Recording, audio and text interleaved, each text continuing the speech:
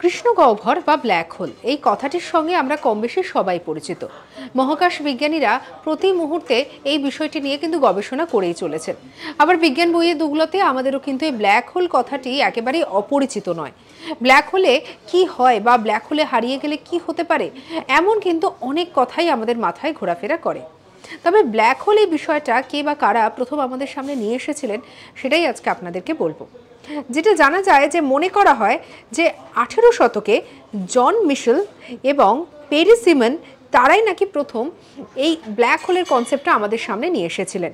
এবং আরও যেটা মনে করা হয় যে এই ব্ল্যাক হোল সম্পর্কে আরও যিনি ধারণা দিয়েছেন বা যারা ধারণা দিয়েছেন তারা কিন্তু প্রত্যেকটা মুহূর্তে এই পুরো ব্ল্যাক হোলের বিষয়টি নিয়ে তারা কিন্তু রীতিমতো গবেষণা করে চলেছেন।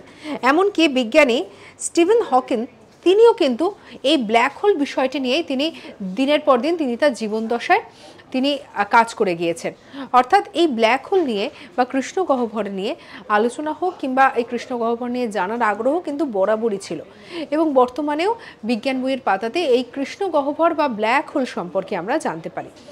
অবশ্যই আপনারাও জানাতে পারেন যে এই ব্ল্যাক হোল সম্পর্কে আপনাদের ঠিক জানার কতটা আগ্রহ বা আপনাদের জেনে কেমন লাগলো। আজ তাক বাংলাকে সাবস্ক্রাইব করতে ভুলবেন। এরকম আরও অন্যান্য খবরের জন্য অবশ্যই কমেন্ট সেকশনে জানান এবং লাইক করুন।